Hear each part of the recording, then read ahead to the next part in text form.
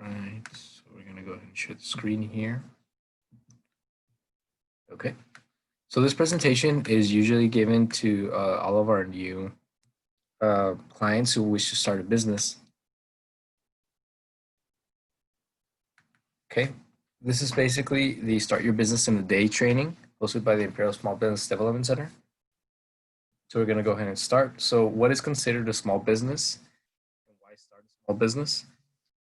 A small business is considered any employer who has less than 500 employees. So pretty much 99% of the US are small businesses. The only ones who are bigger than this are like corporations and pretty much any business that has over 500 employees. About 543,000 new businesses are started each month in the United States. And the success rate of a new business within the first 3 years is of 66%, which compared to other countries is a really high rate. And how long does it usually take to start a business? The United States has the advantage that most of these forms and documentations needed for a business, they're usually done within the first 4 days in comparison with other countries that take a little bit longer. I've had cases where we were able to start a business like a sole proprietorship in just one day. And the only other days that it takes are for them to approve the licenses and everything. So here's just a little bit of agencies to know and be familiar with, at least in our state. So the first one is the California website. It's really handy because you're able to find actually a lot of information that has to do with state taxes, has to do with permits, requirements, new updates, funds, etc. Even contracts that you can find on the state of California website. The next is the Small Business Development Center, which is us, a team of advisors who help out businesses, pretty much grow from beginning to end. Or we already also help existing businesses who need help in any areas of marketing, uh, any areas of accounting, business plan development, etc. The next is the IRS, which is, as we all know, the head of Bureau of Taxes and everything. This is going to be important later on because depending on your business, you either have to file for an employer identification number or your tax ID, and we're going to show you how to do that at the end. The FDA, Food and Drug Administration, depending if you have specific products or that need an FDA approval. U.S. Customs and Border Protections if you're going to be importing or exporting any type of material or your product itself. USDA, again, depending on what type of product you have, if it's any type of food, etc. And the SBA, which is the Small Business Administration. It's the federal agency that's in charge of pretty much handling all types of small businesses and helping funds. And right now they're actually helping out a lot during the entire COVID situation. They're the ones who are giving the loans to help out through the CARES Act. Okay, so this is the SBDC here. This is the network that we have. Okay, so we're gonna go ahead and get started. This training has pretty much 8 steps that I consider to be the main ones from starting from a business idea to a business plan and being able to conduct an actual business. So the first step is always conducting the market research. So what is market research? The market research is the research that you're going to put into knowing who is going to be the person you're going to be selling to. So here's how you know if there is an opportunity to turn your idea into a successful business. You have to gather information about potential clients and companies that already work in your area and use that information to find a competitive advantage for your company. So basically, you need to know who your clients are. And how do you do that? By knowing who your target market is. Along with your target market, there's usually 4 main points in knowing who your target market is. You could probably sell to an industry, or you could sell to the businessman, or you could sell to a person between a certain age range, certain demographic, different gender, etc. And by knowing this, you know who your product or your service is actually going to be made for. And then you compare that to how many people of this target market are in your area. A lot of people find that their product or service won't be able to be adapted for the Imperial Valley. Why? Because it turns out their product and service is targeted toward a target market that's not in the Imperial Valley. And it does happen a lot. or if maybe their target market is really specific target market, they won't find them in San Diego. They might have to sell in maybe another state, etc. So by conducting appropriate market research, you'll be able to find this out. Let me know if you have any questions, okay? The 4 key points to knowing who your target market is number 1, is knowing if your product or service is gender specific. So that means is it for men or for women, the product? So if you have maybe a clothing line, that's a women's clothing line, then men won't be your target market. Or if you have another type of service, you need to know if it's going to be oriented towards a certain gender or not. The next one is age range.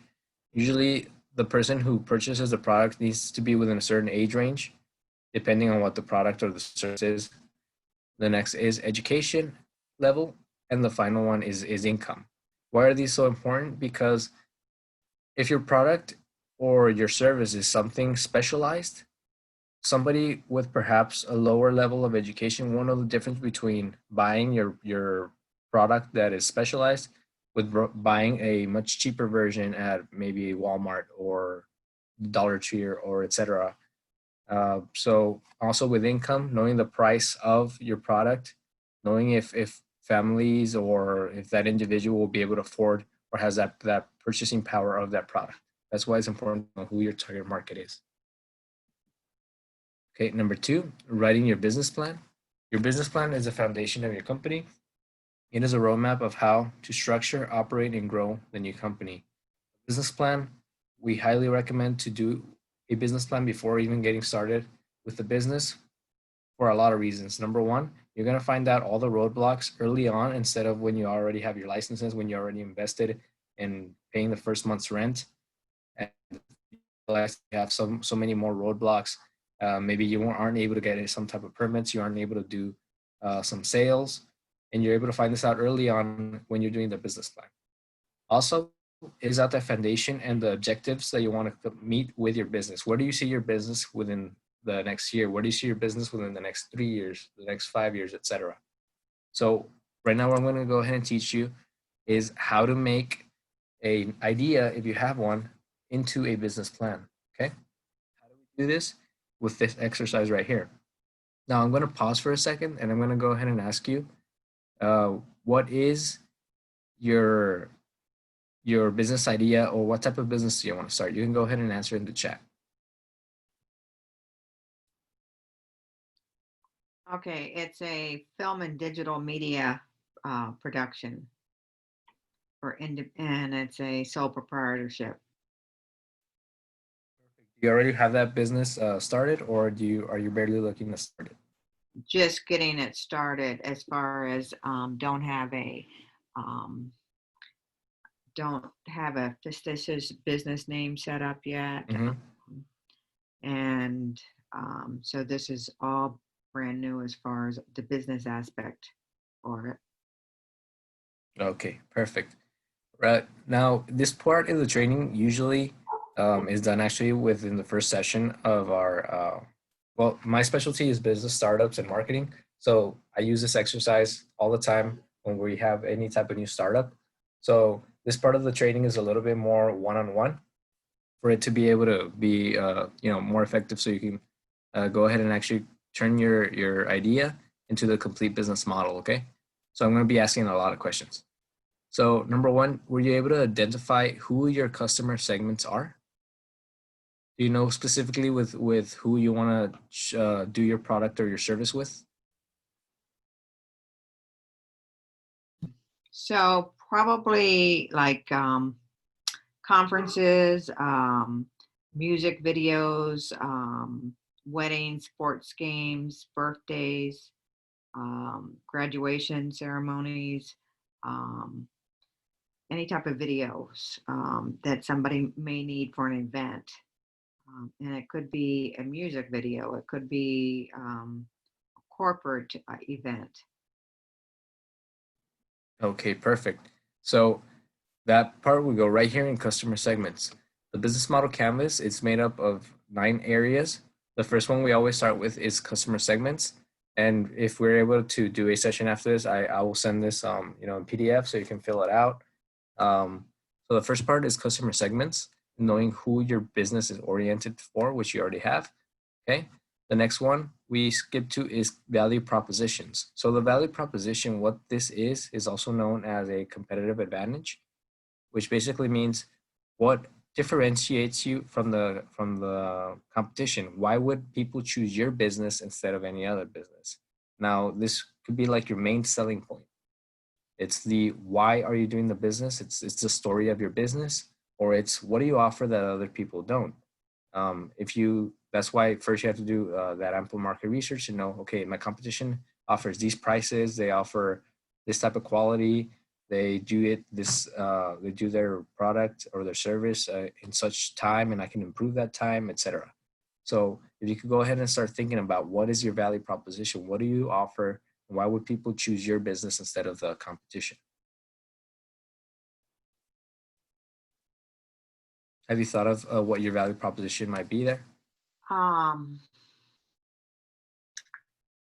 Probably I would say that's probably going to be the budget. Maybe it'll be cost effective versus other companies out there that offer the services, but it'll be more high end. Okay, so you're thinking about cost effectiveness. All right. Correct. So that with your value proposition that you have of it being cost effective compared to other businesses, I imagine you have a specific model that will allow you to do that. We're going to see more about the cost later on down here. But so for right now, let's focus on that. That you want your business to be more cost effective, more, I guess, user friendly than other businesses that are out there who might charge just way too much for a certain video, things like that. Okay, so now what you have to think about is how do you get your value proposition uh, transmitted to your customer segments? How do we do that? By building a relationship. So how do you build that customer relationship between your clients and your business? How do you transmit your value proposition? Now, this could be through different ideas. For example, customer relationships can go from always having follow-up emails, always having that one-on-one with the client. They're able to do the entire buyer journey very easily. What the buyer journey is what do your clients see when they first find your business, and what is the entire journey that they take with your business, like from the moment they hire you, from the moment you're doing the service, from the moment you're following up, and then from the moment you're trying to sell the service again. Okay, so this is how you think about the customer relationships, and then that one ties directly with channels. The channels are how is your client going to hear about your business? So this could be social media, it could be a website, it could be traditional media, it could be radio ads, social media ads, etc. So with that in mind, could you think of already how are you going to be able to reach out to your clients, and how are you going to make sure that they stay your clients? Well, right now, and actually, this is I'm trying to help my son. He's got a website going, and this is his business, but I want to know the ins and outs about a business so that I can help him. He's got a website up. He's done a lot of gigs in San Diego, but he wants to start his own business as far as not working for somebody else. So he's been reaching out on LinkedIn to other businesses, um, offering his services. But since this is just beginning, I realized, or he's realized, that he still has to get that license, the business license, before he can do it himself, and also get his name for a franchise. I guess it is not a franchise, but fictitious business name. Okay, right, right. His fictitious business name. Okay, so it's your son's business, and he's starting out by himself, That's which is correct. great. So this part, I'm already brainstorming here on my end here, how we can go ahead and take about that. Right now, we're gonna go ahead and finish the canvas, Okay. and then at the end of the session, we could go ahead and brainstorm a few ideas that I'm thinking about. For example, we could teach him how to do social media marketing and digital marketing, which is going to help him out way a lot more since his business is new. It's an industry that favors being on social media, that favors. The good thing he already has a website. We just need to teach him how to expose that website a lot more. Okay, we're gonna look at that later on Perfect. and probably give his business a little bit more solid structure. Okay, so he knows exactly how to charge. So he knows that if he ever wants to get him to the point where he's able to make money and not just because I know when you're starting out, it's more invest, invest, invest, expense, expense. We need to teach him how to get to the point of okay, when do you stop investing and when you start earning money, which is called the balance point here. So we need to teach him how to get that, and we're gonna do it through here. Okay, so we have what his value proposition is. He's saying it's more cost effective. He knows who his client segments is. He perhaps already has specific clients already picked out, thanks to him already working in the industry, which is great. And he knows how to build that customer relationship. He knows that it's more of a specific one-on-one deal. He knows that he has to go physically reach out. He knows that LinkedIn is already one of his channels, right? So he has that part almost figured out. He just needs to complement it a little bit more. I would suggest for channels, for his website, start getting on Instagram, start getting on YouTube videos, start getting on TikTok. Those are three social media channels that are going to be strong for his type of industry. And how to build customer relationships. He could start putting out free content for other people, so they can know one about his talent, and two, so he can start giving clients that educational part that no other company is really offering out there right now. Not just okay, hire me, and then I'll send you the bill later. But no, okay, you're gonna hire me, and I'm gonna show you how the process works. I'm gonna show you what type of lenses I use. I'm gonna show you why the lighting is so important, etc. So that kind of stuff would go on building customer relationships, etc. Okay. Next, we're gonna focus on key activities, key resources, and key partners. Let me know if I'm going too fast, okay? Because sometimes I tend to brainstorm and then start spitting out ideas here. So No, this is uh, good. Yeah. okay, Thanks. for key activities, this basically means what what activities must he do on a day-to-day basis for him to be able to have the entire business running. So every day he's probably gonna have to be answering emails, gonna have to be posting social media content, gonna have to be checking his website, making appointments, etc.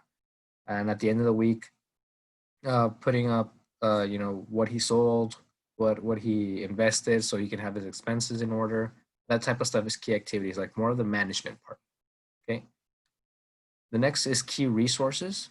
So for key resources, this means uh, what type of equipment, what type of manpower. So resources could be divided in human resources and capital.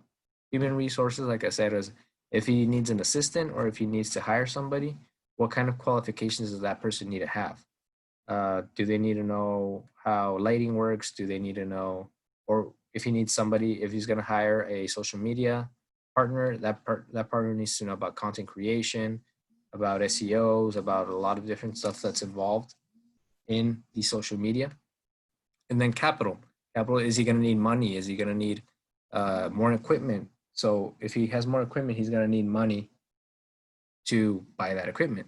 So here's the part where you start thinking of, okay, you know what?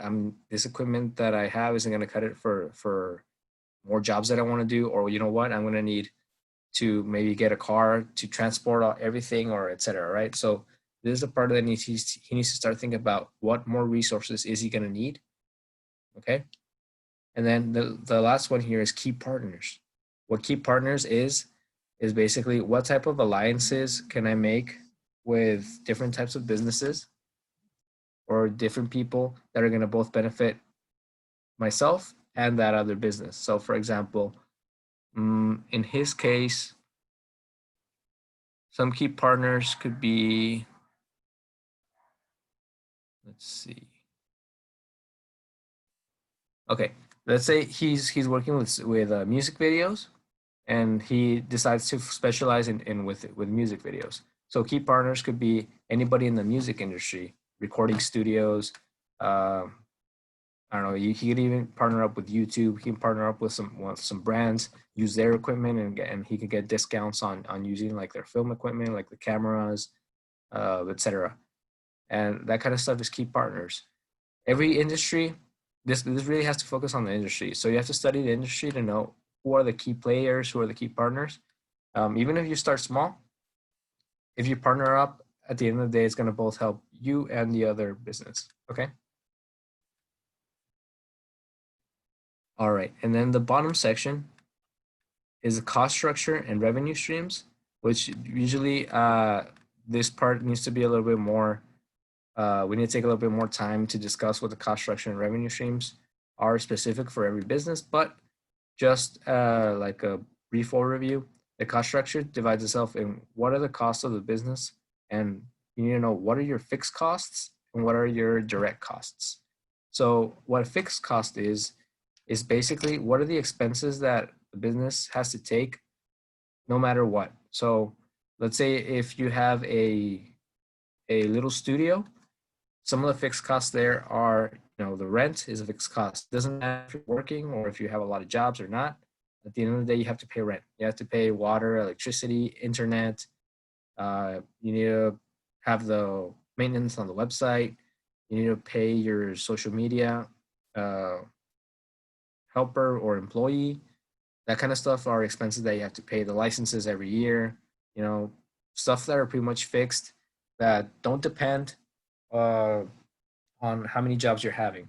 Now, the other one are direct costs, which since your type of service or your son's service is a service based business, he might not have that many direct costs um, since it's a service. But usually, let's see, the most I can think about for your son having a specific type of direct cost is the mileage on if he has to drive from point A to point B, and that one does depend on how many he has. Because if he has more jobs, he's going to have to spend more on gas and on transport, etc. So that's pretty much the most I can think about. But it's important to know what are your costs so you can structure it, and so you can know, all right, all my expenses. If my expenses are $500 a month, I need to be selling my service, or I need to be having so many gigs that'll make me meet at least $500 a month so I can meet my expenses, right? So if he's were 500 from fixed costs and 100 from variable costs or direct costs, he needs to make at least $600 to break even. Okay, that's why the importance of cost structure is here. And the next part is just revenue streams, which basically just means through what type of services is he going to be making revenue. This helps because you might have different types of services, um, and you need to focus on which ones leave more money and compare those to the cost. Like for example, if a music video leaves a lot more money than a graduation, or let's say if the graduation has a lot less cost but you make more revenue out of it, then you might want to know and prioritize. Okay, I'm going to focus more on this type of service than this type of service, and just knowing where your revenue is coming from. Okay, that's basically what the revenue streams are. And this is the same canvas, it's just a different view of it. Any questions so far? No, this is very, very good. You're doing a great job. Thank you. All right. Okay, so this is basically why um, I always invite clients. Well, actually, I almost make them have to do this, because right here you really realize that the business idea needs a lot more structure in order for it to be a business model. Because at the end of the day, it all comes down to these two. Okay, is your business, and this part is the what of the business. So this part is what is my business about? What am I selling? How am I doing it? Okay, this part is how am I going to do this? What kind of stuff do I need? Who can I partner with? And this part is how much is it cost? Is all this costing me, and how much am I making? So from here, it's the starting point of any business. You need to know all these points for you to be able to actually have a proactive business instead of just making that initial investment and not knowing when it's going to come back.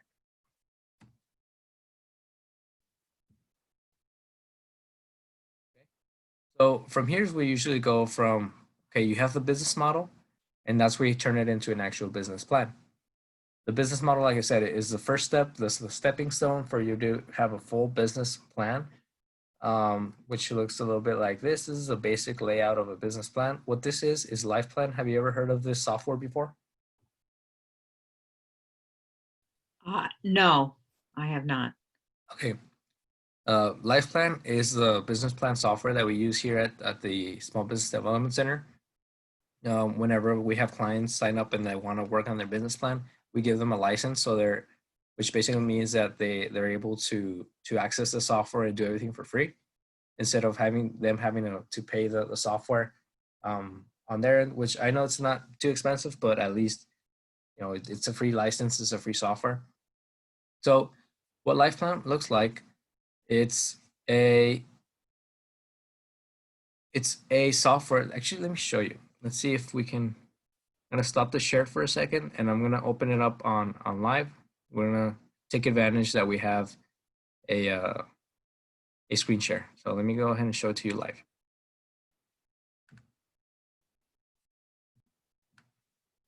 Okay, are you able to see my screen right now? Yes. Perfect. Okay, so let me show you what LifePlan is. LifePlan, like I said, is the software, and it starts divided by these sections: the pitch, which is like the instruction. This cool thing about the software, it has instructions and tutorial videos. So this part, like it says, the pitch is like that investor presentation sort of. It's a deck of slides, usually around 10 slides, no more. That when you're showing your business idea to somebody and you have it concrete, you're able to give a complete potential investor presentation, starting from, like we heard of the elevator pitch, where you have 30 seconds to say what your business idea is. And trust me, a lot of people who are going to be their potential investors, especially in his type of industry, they're going to need to say, okay, what's your business about? Boom, show them this quick deck slide, and they're going to be able to take a decision, on the spot. Okay, so this is a part of the business presentation. Okay, now the important part we usually work on is here, the financial plan. And any business plan is usually the exact same layout or outline, as we can see right here. This is a client that I'm working on. So it's basically the executive summary, which is the first part of the plan. You actually do this last because it's a like I said, it's a summary of the entire business, and you can see its competition, the market, the why us, which is the competitive advantage or the value proposition, the forecast, financials, etc. Opportunity, problem, and solution. So you identify the problem and what is your solution for that problem, which is again ties to the value proposition. The target market, the market size and segments, like we talked about earlier, competition, etc. Execution, your marketing plan, sales plan, operations, facilities, etc. Milestones, metrics. So I'm not gonna go too much into this part, but it's just so you have a general idea of what you can do with this plan. And the cool thing about this, it's you take it step by step. And for example, for the financial part, we talked about this right now. So you need to know what your revenue streams are and what you're expecting to sell. Like for example, this client has this expected revenue. Okay. You would need to input in what are your direct costs. Now this client has a product, so he has materials and raw materials, etc., for him to be able to produce his product. So that's why he has direct costs. Your son most likely doesn't. Personnel, which is expenses. Okay, expenses. He's most likely going to be more focused on expenses. like rent, power, internet, water, marketing, etc. Assets is all the equipment that you would buy that are that you plan to use for longer than a year. Taxes, etc. You know, and from here the plan actually shows you your financial statements. Now, I understand a lot of people who are starting a business, they're not familiar with this type of part about the whole financials. Life plan makes it really, really easy because it shows you and it explains to you what goes where. And at the end of the day, what we want to see are the financial tables, which are the profit and loss, a balance sheet, and a cash flow statement.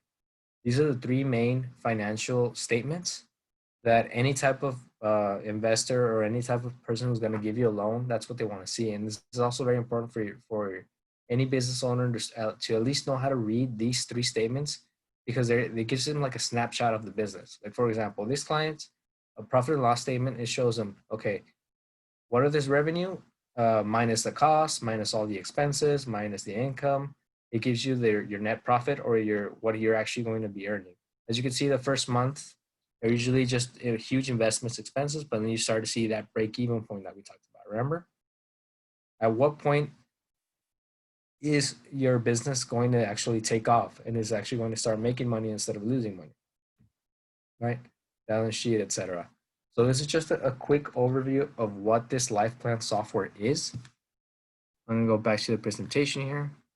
How expensive is that to buy? Is that a The one-time life plan. deal? I think it's yearly. Okay. But if you're a client with us at the SBDC, we give you a month to complete it, and usually a lot of clients do complete it within the month, and it's for free. So I Okay. suggest having it through us. Okay. You're able to still see my presentation, right?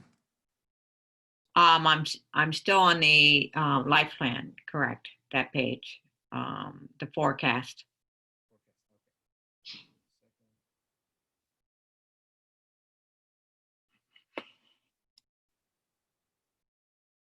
Now we're seeing the PowerPoint again, right? Yes. Yes, I can see it. So that's the part of the business plan, which is usually the one that takes us a lot longer. Right now, we did it a bit quickly and a little bit more of an overview. But like at the end of the day, it's about using the right tools to write the business plan, which is part two. And the other ones are actually a lot quicker. Which part three is basically how to fund your business. So at this point, you have to determine, okay, like we talked about earlier, what resources or what capital do you need, and that's why you have to do the financial projections first, because a lot of people say, and especially when they're taking out a loan, they say, you know what, with $10,000, I'm good. I can start my business. Okay, but once they do the actual financial projections and once they know their expenses and once they know what the revenue is and they do a sales projection, they're gonna realize, you know what, $10,000 isn't gonna cut it, not even for the first month. And what usually happens is, okay, they get the 10,000, they're not able to meet their production, they're not able to meet those sales, and they have to end up taking another loan, which is worse because you didn't meet the sales to pay off the first loan, and then you just end up more in debt. Okay, so knowing exactly what is the amount that you're going to need, or for example, maybe you might have a loan that you took out for $10,000 and you only needed three. Okay, and then you went with an agency that you got a $10,000 loan for a specific interest, and you're much more in debt than if you would have only needed, that $3,000. Okay, and these are the different types of how to fund a business, and the most popular, which are self-funding, which means you either have savings or you from your job you're going to be injecting some into your business, etc. Self-funding, or you could get a personal loan through your bank or through any institution, and it still counts as self-funding.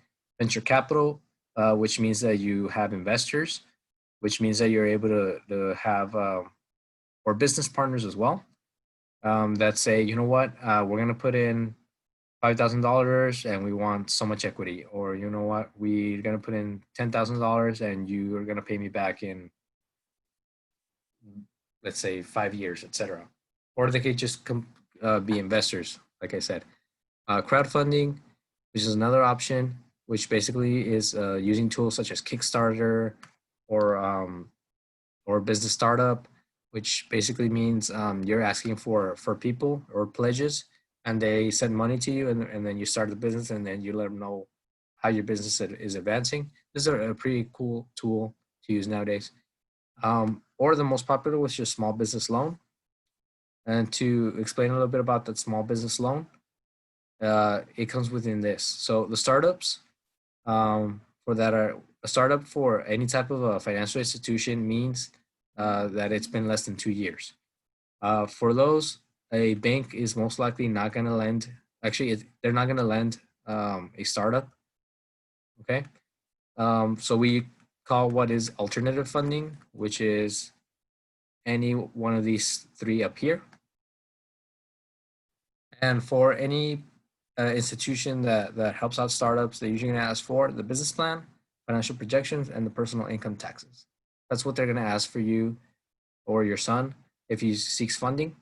Okay, and then once the business has more than 2 years with his business licenses and everything, he's able to qualify for traditional lending or SBA loans, which is could be done with a bank or with any type of SBA related institution. And they'll ask him for usually this type of stuff: income taxes for the past 3 years, personal and business, financial statements, balance sheet, profit or loss, etc. The difference that they don't ask for financial projections is because since you don't have actually these statements done because you don't have any past sales, that's what the projections are for. So you're able to project what you plan these statements to be looking like. And then a schedule of debt, which basically is just how you plan to pay back the loan. Okay. Any questions on this part? For the SBA loans, what is their interest rate versus a regular lending institute? They're much lower. Okay. An SBA loan is usually talking about maybe 2 to 6%. Actually, maybe around 2 to 4% interest, and they actually have much longer terms. But an SBA loan is usually, at least the ones I've worked with, they're usually for much higher amounts. But yeah, the interest rates are usually within 2 to 4, 5%, and they're done like 5, 10 year type terms. But an SBA loan, if you're able to get an SBA loan and pay it back, that leaves you with a really, really good record and pretty much open doors for any other type of funding that you might seek in the future. So you just go to the Small Business Association and you apply for SBA loan? Is that how? They're usually going to refer you to your bank. Like for example, if you guys are working with, I don't know, Chase or Bank of America, they handle SBA loans. Oh, okay. Yeah, they handle the SBA loans. But like I said, it depends on a lot of factors with your business and also your personal finances. Usually, what we do when the client is ready for any type of loan, we do what we call a loan intake process, which basically means that we act as if we were a bank, and then we ask you a lot of questions as to see the same statements that we're saying on here, and then we're able to say, you know what, with what you have with your personal expenses and what you have with your business and everything, your best option will be going to an alternative funding because it's not looking good for perhaps an SBA loan, or you might want to go with your bank personally instead of going with an alternative funding. So like I said, it depends a lot on the client situation before we're able to really tell you, because we don't just go like, okay, go straight to SBA for everything, because it depends on a lot of things with the client's personal finances. Okay, so are their loans like 10,000, or do they go up to? Is there a cap and a bottom line as far as they only give you $2,000, or they give you up to 200,000? Do you know offhand SBA loans? offhand, I won't have the answer to that question, but I could definitely find that out for you. I do know that they have smaller loans. 10,000 definitely sounds something like something they would do. I'm not sure about the $2,000, or let's say if you just need $3,000. I don't see why not, but I wouldn't like to tell you yes with the certainty that I don't have yet. So I could definitely find that out for you. Okay, thank you. Okay, so the next step is finding your business location. The good thing nowadays is that you're able to obtain your business license and make it a home business, especially if it's a service or a web-based business like your son's is. Um, since he is a web-based business, he can get his license for a home as a home business. Um, Later on, if he wants to have much more equipment and if you're gonna need a little place to have like a storage or anything, then you can go ahead and get like, or if he wants to have an actual studio or a place where he wants to sell from, that's perfectly fine as well. And depending on who your market is, it's sometimes it's recommended. It's just that choosing what your business location is, it's really important because it's a huge investment slash expense. Okay, since for example, if it's a home-based business, he might not have the expense of making rent or mortgage or etc. But since if he has a location, he's gonna have to intake in that type of expense. Okay. So if you're a home business and you're renting the home, can you still take it out as a on your taxes as you're renting one of the rooms for um, to operate your Mhm. business out of? Yes, definitely. Yeah, especially if he's a sole proprietor. So yes, to answer your question, he can because that space is his workspace, and he has designated, for example, if he has a specific room in the house that he's designating as a workspace or his home office. Yes, definitely, he writes that off. Even if he's a renter? Yep. Yeah, because at the end of the day, that's where he's operating from.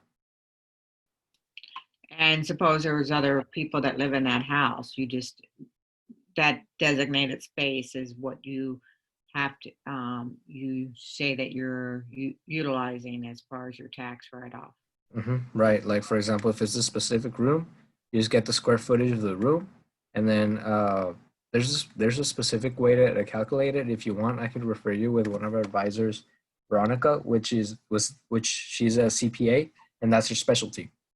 But I do know that he is able to get a specific part of the room, that square footage, and then figure out okay how much electricity that's using, how much I don't know water, internet, or whatever, and also how much he's renting that space for.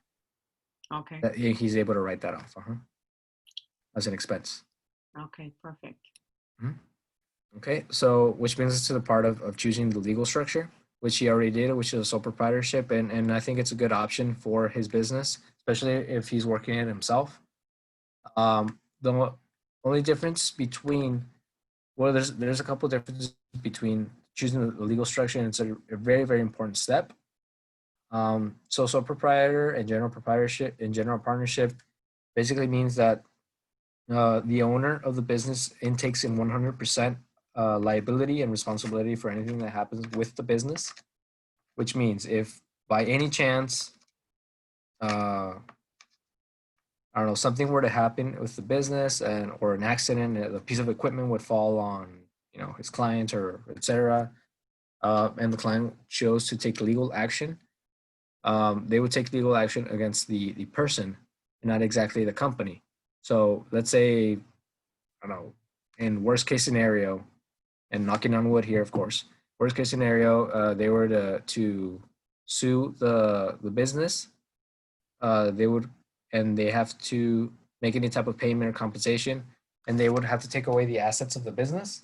Let's say your son's equipment and everything, or a car, they would go against the personal assets of the person instead of the business. So basically, the difference between sole proprietor and general partnership and the LLC and corporations is you separate and you put that legal curtain between the business owner's personal assets and the assets of the business. Okay.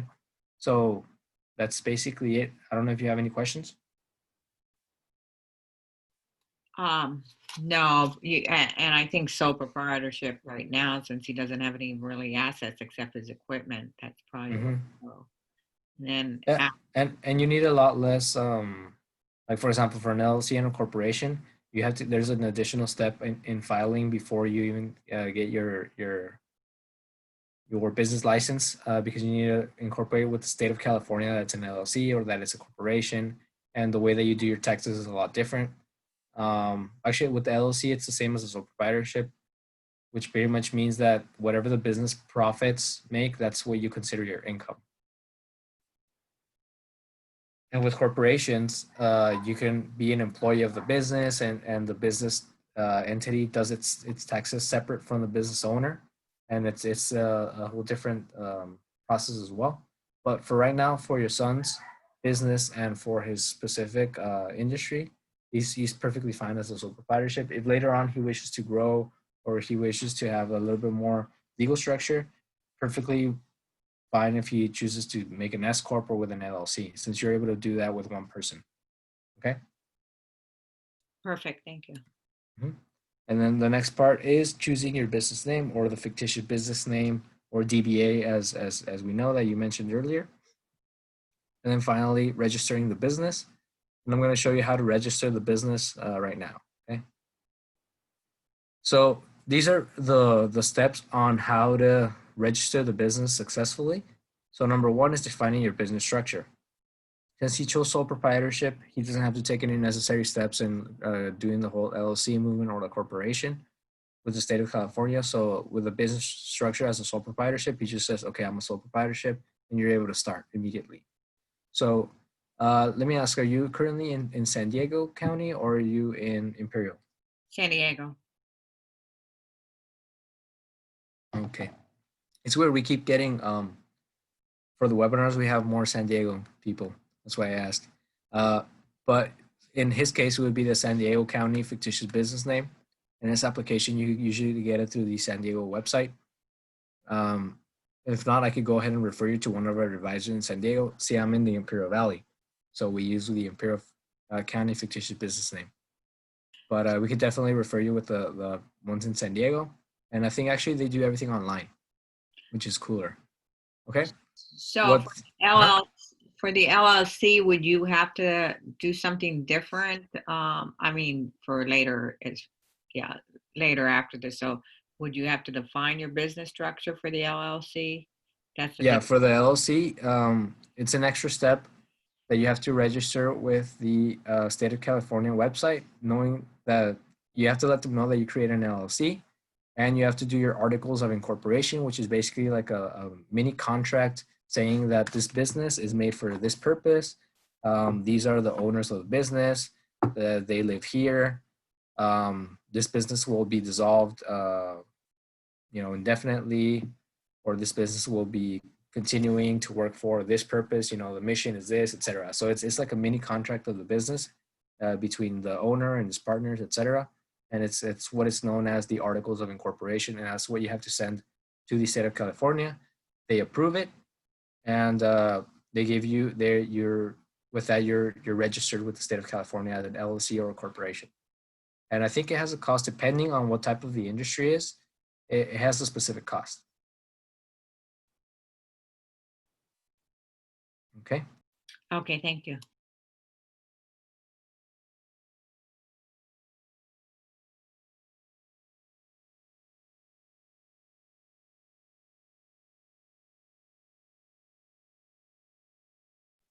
Okay, so our question is, will this work for an online business model? Definitely. Which one would you ask specifically for the business model? Are you talking about the sole proprietorship or an LLC or which one? The sole proprietorship. Okay. I think we have a question from Guillermo. Let's see.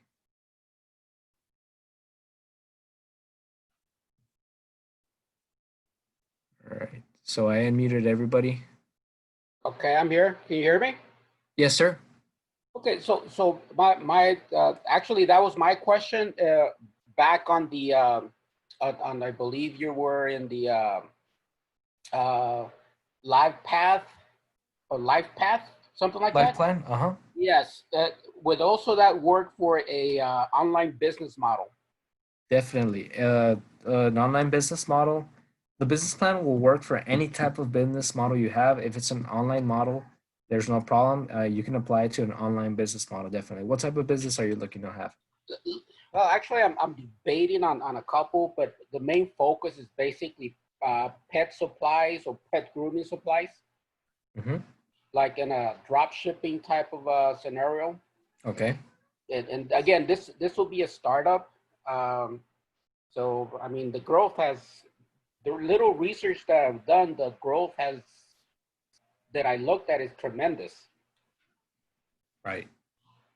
Yes, definitely. Because at the end of the day, even if it's an online business, at the end of the day, it's still a business, and that business has to have goals, and that business has financials. Um, that that online website has to do marketing for it to grow. You need to have a sales plan. You need to have an entire buyer's journey. So to answer your question, yes, that life plan will definitely work and be adaptable for an online business. Okay. Okay, and what would be the best business model for that? The sole proprietor LLC?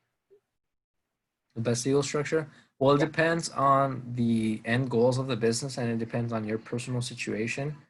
For example, if you say that you want to start and that you have no problem with, for example, just doing your taxes normally, or if you don't want to have any other investors, or if you don't think of handling really, really huge amounts of money, or that your business has too much liability, etc., then you could go ahead and do it as a sole proprietorship, or you could partner up with somebody, do a general partnership, etc. Or you have no, if you want to go ahead and just, if you know that you're going to be handling a lot of money and that there's a lot of liability, uh, and you want to protect your own personal assets, go ahead and make an LLC. There's no problem whatsoever. Like I said, it's just that extra step, but there's absolutely no problem with one person having an LLC. Okay, okay. And then my other question is, you mentioned on the startup roadmap, you have Mhm. Imperial County. Did you mean Imperial County has access to filing a fictitious business name online, or was that San Diego? I think that one is with San Diego. Gotcha. Okay, because I'm Yeah. in Imperial Valley. So Okay, you're in the Imperial. Yeah, the Imperial County. We still have a paper application, and what that is also with San Diego. What the DBA is basically they publish your name in a local newspaper just to let the county know that there is a new business starting. Okay, it's a formality more than anything. Um, and what you do is you apply for that DBA. They publish it in a local newspaper, and that, like I said, it knows the county that know that there is a new business that's appearing. okay, Yeah, for us for the Imperial County, if you want after this, I think I have your information on the registration. okay, I'll send it out to you, the actual application. You fill it out, you send it. I think the filing fee is around $50 if I'm not mistaken, and they publish the name in the local newspaper for 2 or 3 weeks, and there you have your DBA. Okay. gotcha. Okay, thank you. That was all my questions for now. No, no problem. If you have any more, feel free to answer. I see we also have Mr. Ricardo Diaz. Let me unmute. Okay, perfect. So we're gonna go ahead and continue. All right. So the first step, like I said, is defining the business structure. You have your DBA. You know that your business. You know what you want it to be named, and now you have to get your tax ID. Um, which, depending on the type of business, you could have either a federal tax ID and the state tax ID. Most of them just require the federal, which means it's the employer identification number. What is the employer identification number? It is like the social security number for your business. With this tax ID, it's going to pretty much be on any transaction, or that's how you're going to file your taxes with. And you can also hire employees. You can ask for the forms to hire employees. You can start your business bank account. And for the federal government, you officially started your business, okay, with getting this tax ID. It's done with the IRS website.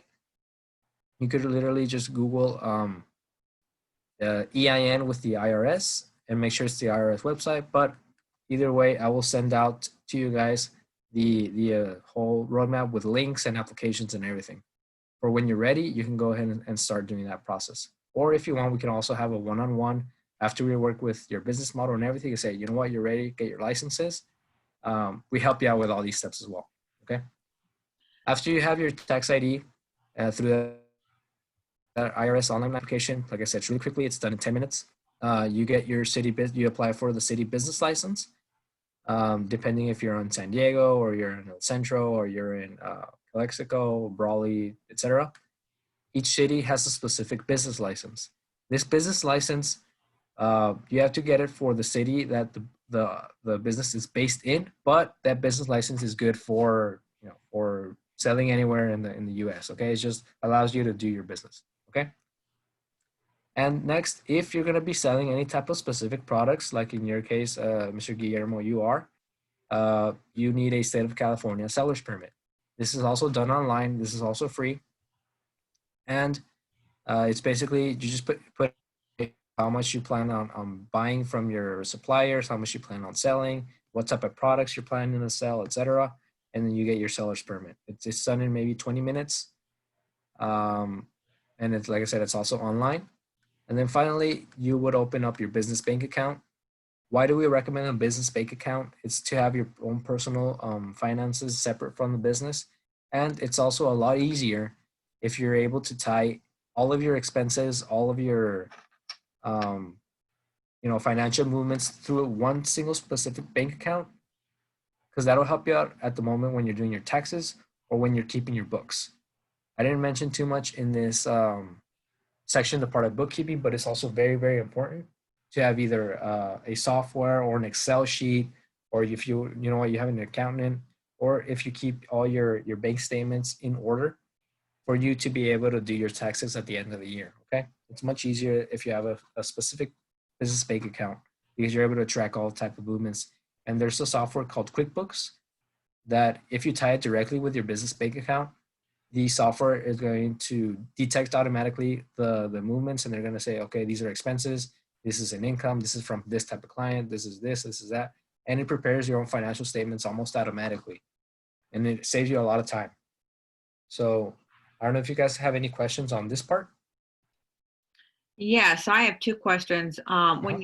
When you're filing for the fictitious business name, they put it in the paper, so you don't have to do that yourself. So the county does that for you. Yeah, the county does that for you. That's why, at least the one in the Imperial Valley, you fill out the form and then you select the section that says new file, and it's the $25 for the DBA plus the $25 for the publication in the newspaper, and they do that themselves. And how many days do they run that in the paper? Do you know how long they've run that? Is it one time, or they put it in there? Last time I checked, it was 2 or 3 weeks. 2 to 3 weeks. Okay. And the second question was for number 6, the state of California seller's permit. So if you are a service like the videography service I was mentioning, you don't have to have a seller's permit, do you, for that? No, because you don't charge tax. Okay, got it. Yep. Services, at least in the state of California, they don't charge tax unless unless your son is planning to give, like, for example, I don't know, if any type of equipment, or sell, if he starts to sell any type of equipment, things like that, then he would need a seller's permit. But since he's providing a service, he won't need a seller's permit. Okay, how about renting equipment? Do you have to have a permit for that? So if he rents out his equipment, you don't have to do that. There's no tax on that, correct? From my knowledge, no, but I would like to double check on that, because I think he might need a seller's permit if he's going to be doing that. I haven't heard of anybody having a seller's permit for renting something. But again, let me get back to you on that. Okay, perfect. Thank you. If you want, after this, if you feel free to send me an email, I'll put in the email right now into the chat, and you guys can send me all your questions as well, so I can keep track of these questions, because I know with you, I also have another question to answer as well with the SBA loan. Okay. Perfect. Thank you. No problem. Okay, so this is the official steps of starting the business. Like I said, it sounds like a lot, but in reality, defining the business structure, if you already have it, I mean, it's done. The DBA, to fill out the application, it maybe takes 5 minutes. The tax ID, it takes maybe another 10 minutes, and you could do that in the same day. And already, once you have answer from these two, you have already your DBA, you have your tax ID, fill out your business license, just get your seller's permit, and open up the account. That's why this is actually done relatively fast. I mean, you could actually do this all in the same day. The one that takes the most is the seller's permit to get back to you. I think that one is taking around 10 days. With the whole COVID situation, it might be taking a little bit longer, especially if you send the to file for the city business license, because at least in the Imperial Valley, it's all being done by physical mail. San Diego County, like I said, I think they're a little bit more advanced and you're able to do all this online. Okay, so I'm gonna go ahead and go to the next slide. Okay, what else should I consider? Any type of other specific permits or certifications. For example, restaurants, you need to go with the health department as well. Accounting procedures, like that's what I mentioned about books, and that's what I mentioned about knowing how to do your taxes and knowing if you're going to have knowing what the marketing strategy. A marketing plan is completely separate from a business plan. Although there is a marketing section inside your business plan, they're still recommended to have a marketing strategy or a marketing plan. Human resources is also very, very important. Okay, and we're in the part of Q&A. I guess if you guys have any other questions, go ahead and feel free to ask.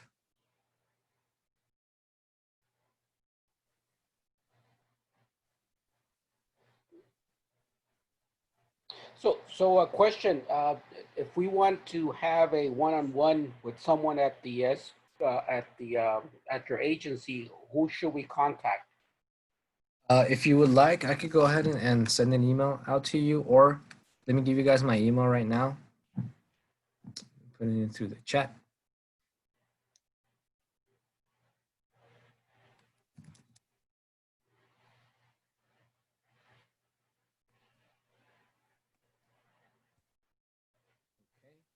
So right there's my email. It's martin@imperialalliance.org.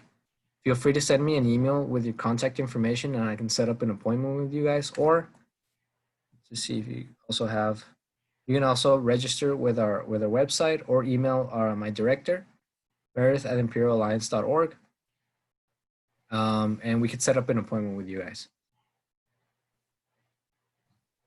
Gotcha. Okay, thank you. Yeah, just feel free to send me an email. You have mine as well. It's the same as Meredith. It's martin@imperialalliance.org, and I can assign an appointment perhaps as soon as next week. So just feel free to send me an email, and also so I can send to you the information as well. Okay. Okay, will do. Thank you. Thank you. Any other questions?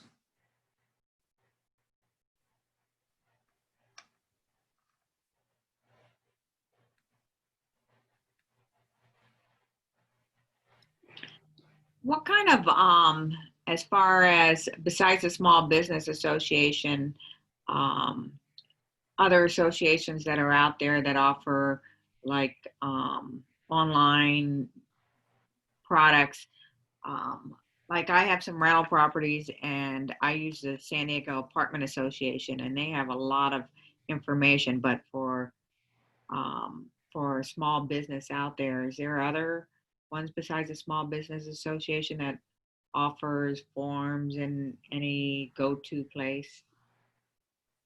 As far as I know, the ones I've worked with are mainly SBDCs. I do know that the SBA has all of its business advising part through the SBDC. I know there are 8 centers in California. I think there's also SCORE who also offer free counseling. I just don't know how far they go in their scope of work, but I think SCORE also offers this type of services as well. And we've worked with SCORE in the past too. We know that their services are also good, and they have also, let's see, at least the ones I work with, that's pretty much it. The Chamber of Commerce in your city usually will direct you towards your nearest SBDC. But I guess the Chamber of Commerce is also an option. Okay, perfect. Thank you. I have another question, Martin. Yes. Guillermo. So I've heard, Well, I heard some other people going to some of these events with Acción. I think that's what it is. You know what that is? Yes, Acción is a private lender who, if you were in the previous section that we talked about traditional lending and non-traditional lending, Yes. Acción is a private lender who gives loans to startups. Gotcha. Okay. Mhm. Okay. So That was usually, like a bank or something. it's a private lender. It's usually the place to go to if you aren't able to apply for traditional lending, which is a bank. So let's say if you're ready to start your business and you need $10,000, or I think Acción handles up to $100,000 at the moment, and they have fixed their interest rates. They used to be much higher. Now they're a bit lower. I think their interest rates go up to 8%, if I'm not mistaken. Like I said, it depends on the personal financial situation of the client. But they have a much faster turnaround rate. Like, for example, you need $25,000. You're able to qualify for what they call their rapid loan, and they usually give you that money within a week. Oh, okay. How do you spell that? Acción, it's ACCION. We actually work directly with Larissa, who is the main director of Acción in both San Diego and Imperial Valley. So she usually always refers clients to me, and I refer clients to her, depending on, of course, of the client situation. If they're not able to apply on it with a bank or with any other type of institution, or if they benefit much better with an Acción loan than any other loan, I refer them directly to Larissa. Okay, so let's see. Ricardo Diaz has a question. Trying to unmute him. Let's see if we're able to. Okay, so Ricardo, do you have a question?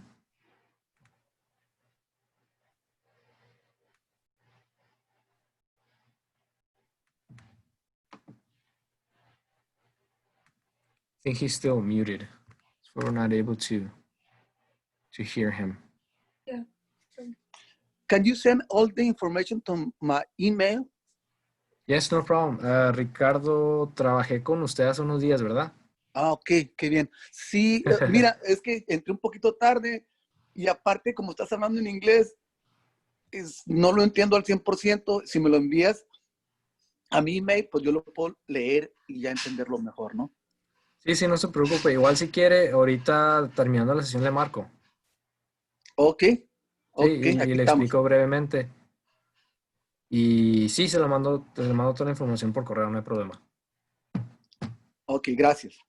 De nada. Okay, do you have any other questions? I'm good. Good, perfect. Okay, guys, well, that will be it from my end. Like I said, you guys have my email. Feel free to ask me anything else through there or set up an appointment.